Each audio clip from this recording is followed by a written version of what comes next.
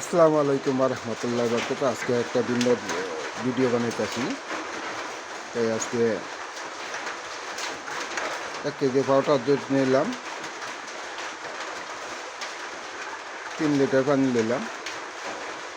তাই আজকে দুধটি জাল দিতেছি, সেটা দিয়ে আমরা আজকে মিষ্টি বানাবো ইনশাল্লাহ। দেখতে তখন দুধ জাল দিতেছি, দুধ জাল দিয়া এটা বলক ফিল্লে আসার পরে ছানা বানাবো। ছানার পরে এটা দিয়ে মিষ্টি হবে। চেষ্টা করবো আজকে মিষ্টি বানানোর জন্যে। বলেন আপনারা মিষ্টি হবে কিনা, দেখতে তখন মিষ্টি হয় কিনা।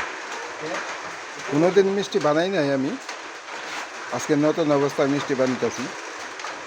তাও জানি না হবে কিনা, তবে ইনশাল্লাহ দোয়া করি যে মিষ্টিও হবে।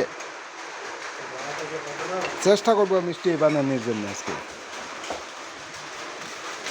আজকে অনেক চেষ্টা করব।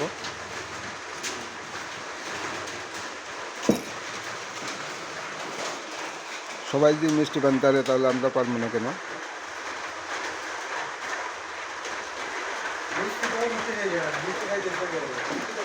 আশা করি। এই যে মিষ্টি বানাইতেছে, কইয়া দাও বলে মিষ্টি বানাইতেছে।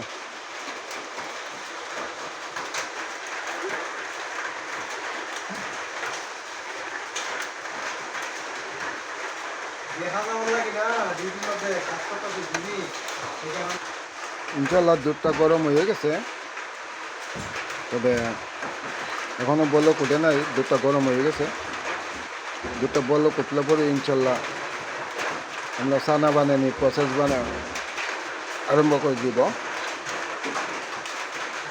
দুধটা গরম হয়ে গেছে, এখনো বলক উঠে নাই।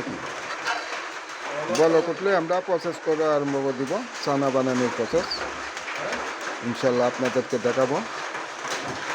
আপনাদের সাথে তখন ইনশাল্লাহ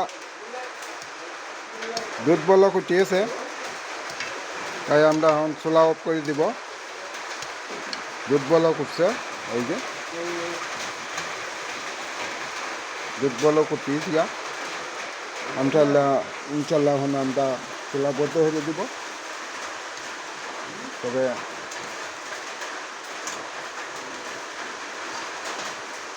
দেখতে তখন কি অবস্থা হয়।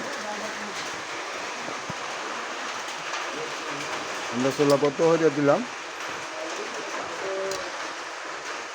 তাই আমাদের সাথে তো সহযোগিতা করার জন্য একজন নিয়ে আসলাম।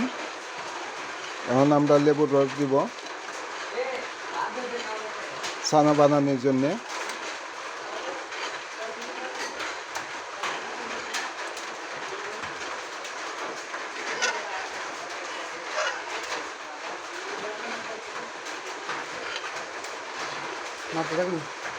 লাগছে তো,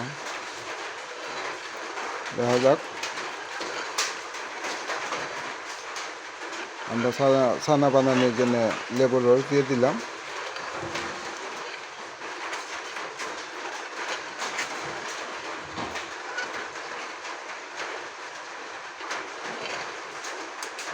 ভিডিও দেখতে